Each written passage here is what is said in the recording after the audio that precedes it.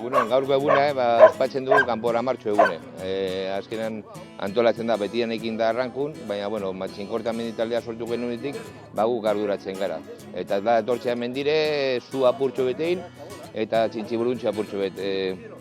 Jendea elkartzea, eta holan, udaberriari lurra esnatzen dugu, eta udaberriari emoten diogu, ez dakite esan handa, gaur jende atletik jende gehiago etorri da, osea, 40 pertsona inguru. Ni kalkulatu nuen, bai, beikona eta ogia 40 pertsonatzeko, ibilin ezapurtxo justo, ondo.